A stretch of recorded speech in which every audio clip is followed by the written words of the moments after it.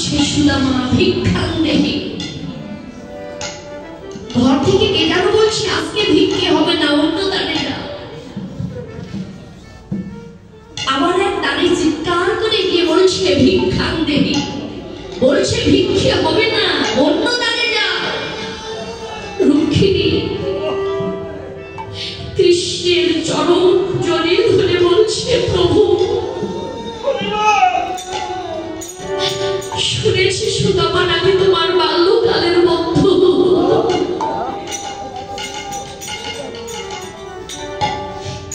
সুদামাকে তুমি অমন করে কাঁদাচ্ছ প্রভু।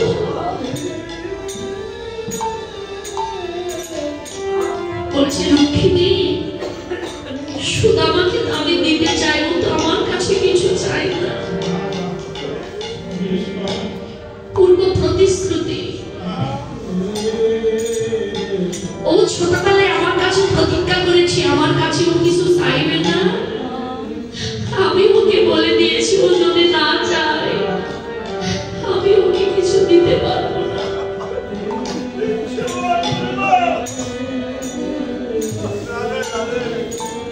এ জগতে যারা কৃষ্ণ ভক্ত তারা শুধু ভগবানের কাছে দুঃখ চায়, কষ্ট চায়, আঘাত চায়, কখনো তারা সুখ চায় না।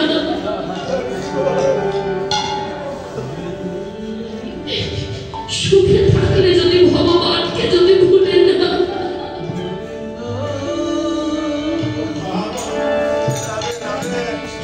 সুখ পেলে যদি আমরা ভগবানকে ভুলে যাই, এর জন্য শুধু আমরা দুঃখ চাই, কষ্ট চাই, আঘাত চাই।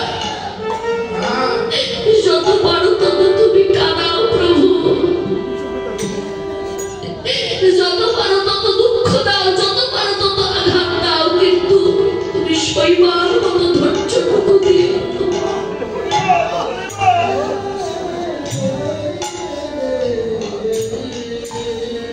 শুধু সইবার মতো ধৈর্যটুকু দিও। তবে এই প্রতিশ্রুতি কম দিই।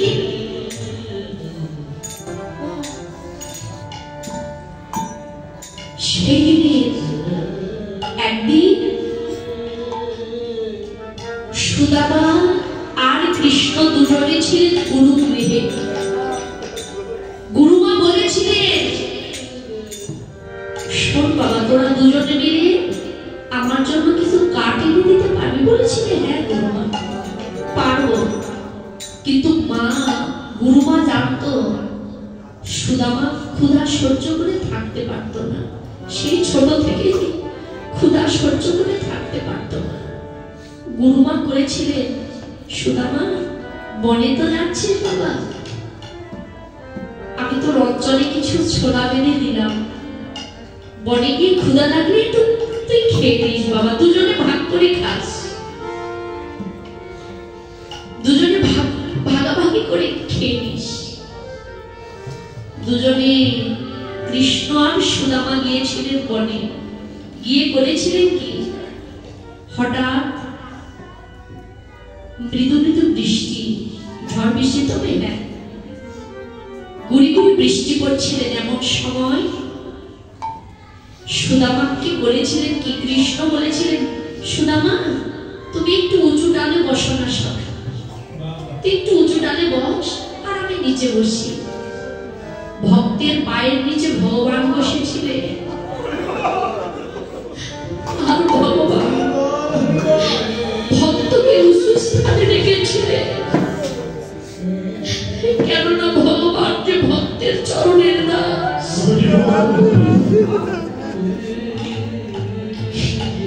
ভগবান বলেছে জগতে যে করে আমার রাস, আমি যে করে দিই তার সর্বনাশ।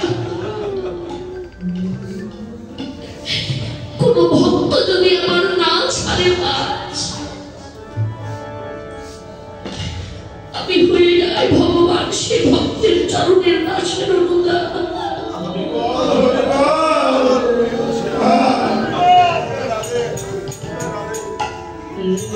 আমি হয়ে যাই সে ভক্তের চরণের দাসের অনুদান।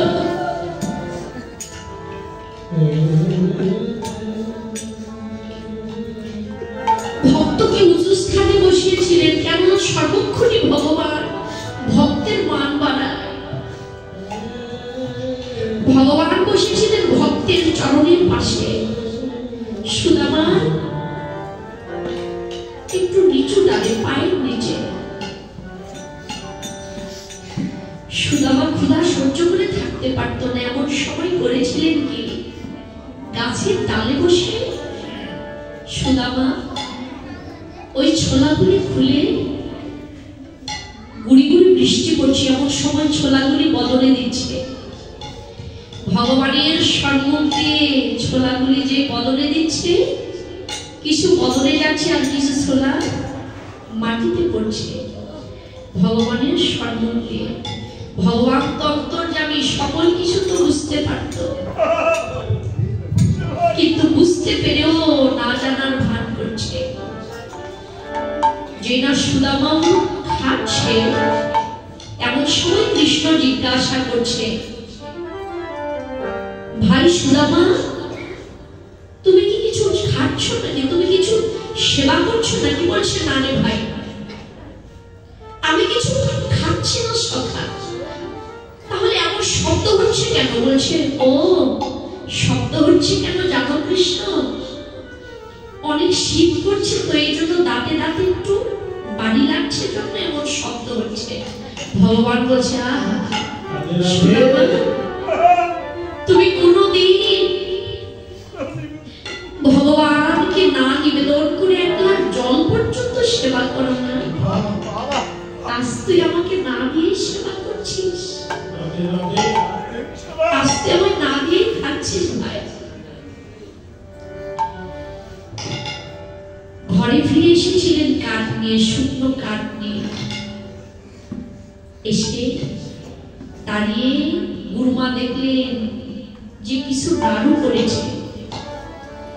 সুদামা বাইরে যাচ্ছে, এমন সময় কৃষ্ণ তাকে ডেকে বলছে, রে সুদামা, বলছে ভাই রে,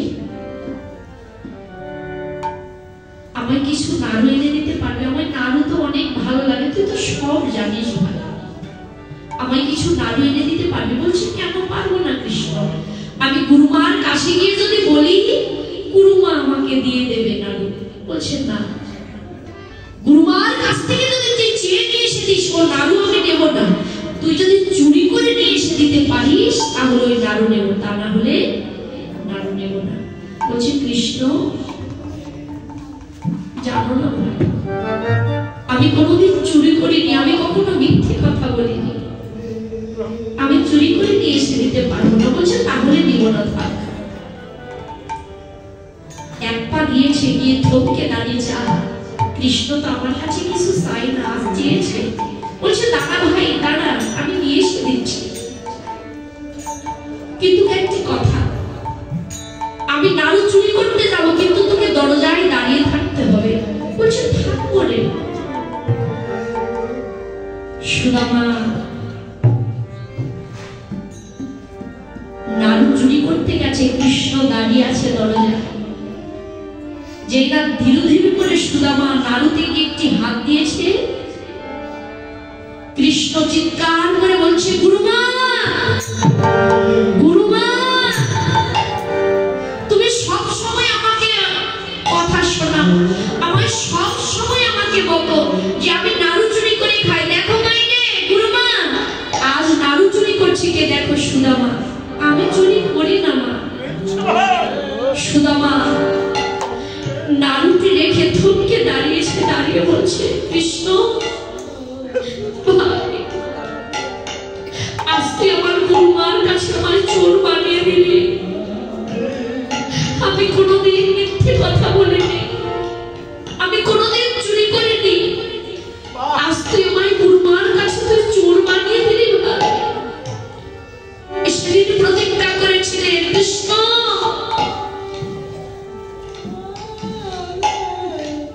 আমি তোর কাছে কোনোদিন কিছু চাইব না।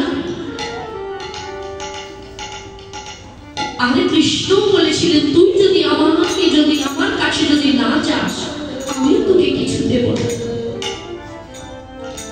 ঘরে ফিরে এসেছিলেন গুরুগৃহ থেকে, এসে বিয়ে করেছিলেন সুশীলাকে। বাবা দিন দিন তার কাছ থেকে সমস্ত কিছু কেড়ে নিয়েছিলেন, সুশীলার ছিন্ন বস্ত্র। ভগবানকে যদি কেউ ভক্ত যদি না চায়, জগতের বুকে তাকে নাচিয়ে দেয়, যে চায় সে কেমন পাবে। চেয়েছিলেন না, ওই যে দেখুন এই কষ্ট, ব্রাহ্মণ তো তাকে তো ভিক্ষা করেই খেতে হতো, কিন্তু দেখুন তার মাথায় কত বড় বিরহের বোঝা চাপিয়ে দিয়েছিলেন। ভক্তের দ্বারে দ্বারে আজ ভিক্ষা করছে, চিৎকার করে বলছে ভিক্ষা নেই, কেউ ভিক্ষে দিচ্ছে না। এমন সময় কৃষ্ণের চরণ যুগল জড়িয়ে ধরে বলেছিল, প্রভু আমি সইতে পারবো না, সুদামার দুঃখ আমি সইতে পারবো না। বলেছিলেন, লক্ষ্মী তুমি তো লক্ষ্মীর স্বরূপ, আমি দিতে পারবো না, ঠিক আছে তুমি দিতে পারবে, তুমি যদি সুদামাকে কিছু দাও তুমি দিতে পারো, কিন্তু আমি পারবো না। রুক্মিণী সুদামা আর এক গৃহে গিয়ে দাঁড়িয়ে বলেছিলেন, ভিক্ষা নেই, ঘর থেকে কে আনো, বললে দাঁড়া বাছা কিছু তো নিয়ে যা। সুদামা দাঁড়িয়েছিলেন, কিঞ্চিত পাত্রে একটু দিয়েছিলেন কি, কিঞ্চিত পরমান্ন, পরমান্নটুকু নিয়ে কৃষ্ণ কৃষ্ণ বলছে, আর সুদামা চলছে। যেতে যেতে হুজুর খেয়ে করে, ভগবান যদি কারো অন্তরে যদি দুঃখ দেয়, জগতে কারো সাধ্য আছে যোদন করা, কারো নেই। ভগবান যদি ভক্তকে শান্তি দেয়, ওই শান্তি কেউ কখনো কেড়ে নিতে পারে না। দুঃখ যদি দেয়, কখনোই কেউ দূর করতে পারে না।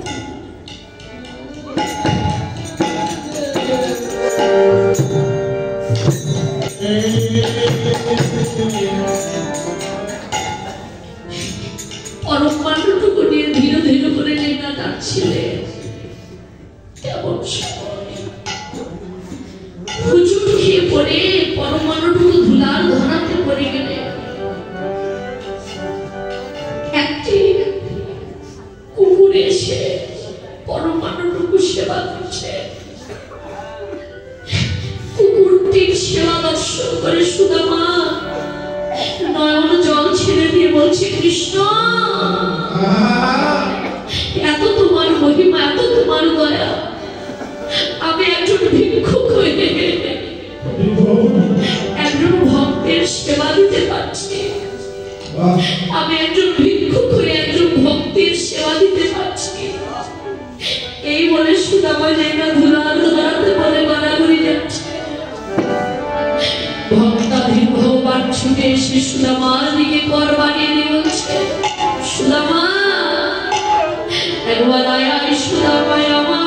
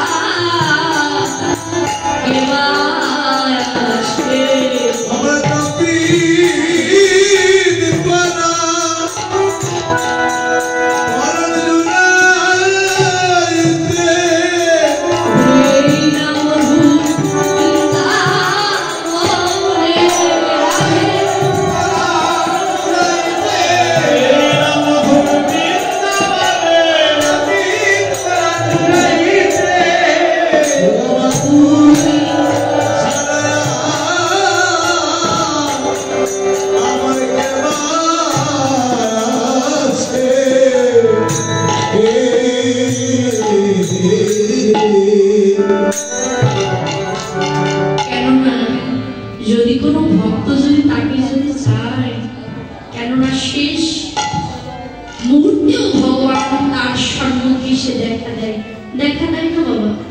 এই জগতে দেখুন তো, ভগবান কি কাউকে কোলে নিয়েছিলেন নাকি? শুনেছেন কাউকে কোলে নিয়েছিলেন? হ্যাঁ, কোলে নিয়েছিলেন একজনকে। কে কোলে নিয়েছিলেন? এক সময় নিয়েছিলেন কাকে? ভক্ত হরিদাস। জীবনের শেষ মুহূর্ত, কখন যেন দেহ থেকে প্রাণপাখি চলে যায়, ভক্ত গিয়ে তার সম্মুখে বলছে, প্রভু, হরিদাসের দেহ থেকে কখন যেন প্রাণপাখি চলে যায়, তুমি কি তার সম্মুখে গিয়ে দাঁড়াবে না? তাকে তার চরণ দর্শন করাবে না? সর্বক্ষণ ধ্যান করতেন প্রভুর চরণ দর্শন পাওয়ার জন্য। শেষ সময় যেটা ভগবান সম্মুখে গিয়ে দাঁড়িয়েছিলেন, হরিদাস বলেছিলেন, এসেছো প্রভু, এই অধমের তাকে সারা দিয়ে এসে তোমার চরণ দর্শন করার সুযোগ করে দিয়েছ। নেবে না আমায় তোমার কোলে তুলে। জীবনের শেষ মুহূর্তে ভগবান ভক্ত হরিদাসকে তার কোলে তুলে নিয়েছিলেন।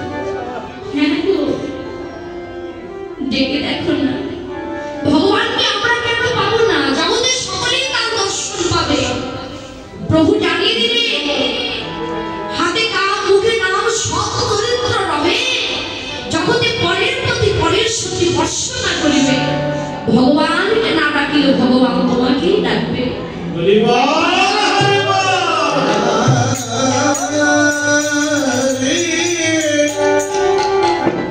বলছে, ভগবানকে না ডাকলে ভগবান তোমাকেই ডাকবে। তবে হ্যাঁ, ডাকতে হবে, না ডাকলে কিন্তু কখনো ভগবান তার সম্মুখে সাড়া দেবে না। তাই রাধারানী যে কাঁদছিলেন, বসে বসে দুটি নয়ন জল ছিলেন, কাঁদছিলেন, এমন সময় বলছে, দেখো এই যে রাধে, কিসের জন্য তাকে তুমি ভালোবেসেছ? সুখের জন্য? ও বলছে, শোনো শোনো রাধে, দর্শন করিলার এক প্রান্তে রানী বলছে, দেখো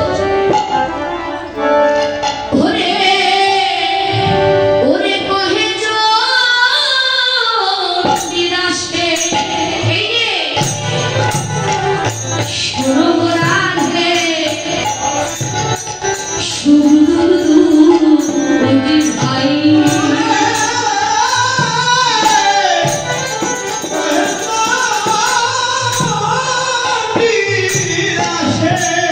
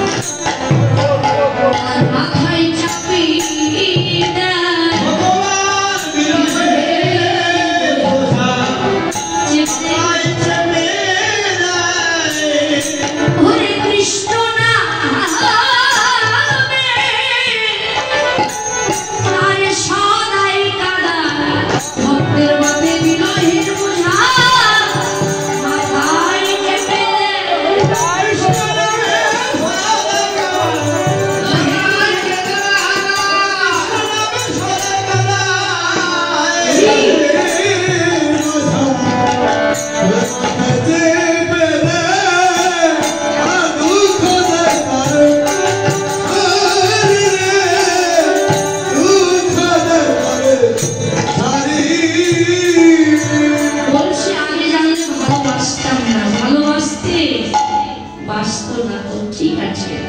এ জগতে প্রত্যক্ষ প্রমাণ বাবা, সুখের জন্য যারা ভগবানকে ভালোবাসে, দুঃখ কিন্তু তাদের মাথায় কিন্তু বিরহে বোঝা চাপায় না।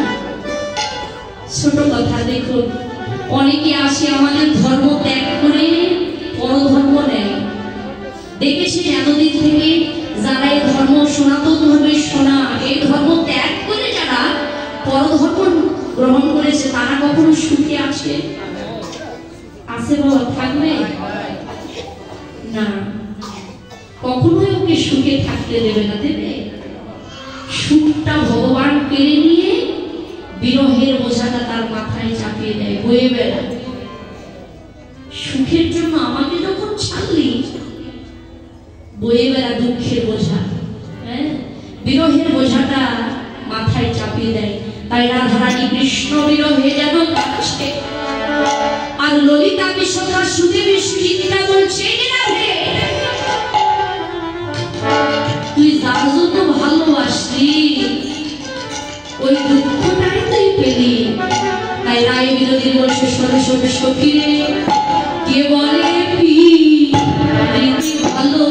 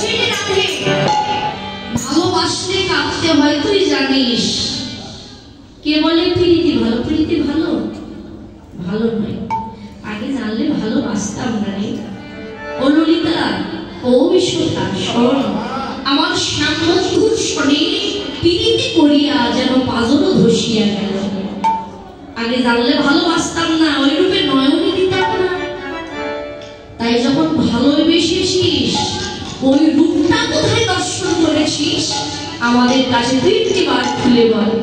বলছে শুনবি তোরা? বলছে হ্যাঁ রে, বল না, ওই রূপ তুই কোথায় দর্শন করেছিস? ললিতা বিশোধা বলছে, রে আমাদের কাছে খুলে বল। কেন না রে জানিস? আমরা আজ এসেছি তোর কাছে, তোর বদলে কিছু কৃষ্ণ কথা শুনতে। আর তুই যে কৃষ্ণ ঘরে ধনী, আমাদের তো ওই ধনটা নাই, তোর কাছে ওই ধনটা নিতে আমরাও কৃষ্ণ ধনে গোবিন্দ ধনে ধনী হতে চাই। বলছে এই ধন দিয়েছে কার কাছে বাবা? ভগবানের কাছে রাখেনি, দিয়েছে কার কাছে? কৃষ্ণ ভক্তের কাছে এই ধনটা গচ্ছিত আছে। কিন্তু ওই ভক্তকে সেনব কি করে? সেনবার মতো তো উপায় নাই, আছে বাবা? না, এই যে গৌরীর গোবিন্দের যে ভাব, ব্রজের যে ভাব, এই ভাব কয়টি? ব্রজের ভাব কয়টি গো মা? ব্রজের ভাব 5টি। শান্ত, দাস্য, সখ্য, বাৎসল্য, মধু। শান্তের পাত্রকে, শান্তের পাত্র হচ্ছে সনকার মণি, দাস্যের পাত্র হচ্ছে বীর হনুমান। দেখুন, পশু বলে জন্ম পেয়েও ভগবান চরণে আশ্রয় পেয়েছিলেন। রাধে রাধে। সখ্যের পাত্র হচ্ছে ব্রজের সখাগণ অর্জুন, মধুর রসের পাত্র হচ্ছে আমার প্রেমময় রাধারানী, আর বাৎসল্য প্রেমে তার মা দৈবকী নন্দ মহারাজ। গৌর গোবিন্দের অঙ্গে শুধু এই ব্রজভাবে নয়, প্রভুর অঙ্গে যেন অষ্টশক্তি ভাবের উদয় হয়েছে। শুধু গোবিন্দ অঙ্গে, গৌর অঙ্গে নয় বাবা। দেখুন, এ জগতে যেমন শাস্ত্রে বললেন যে অপেক্ষিত দুরাচার ভজতে মমন্নে ভাগ সাধুরেব সমন্তব্য সব্যবস্থিতি।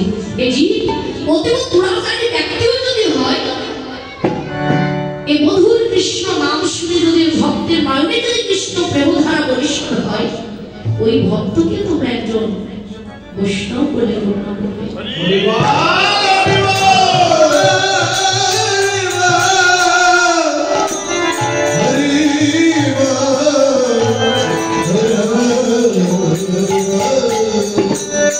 তাই বলছি আমি দেখলাম রে ওই রূপের মানুষটির রূপ কোথায় জানিস? আমি বলছি তোরা শোন, শুনে নি ওই রূপ আমি কোথায় দর্শন করেছি। ওরে হেদে রে মন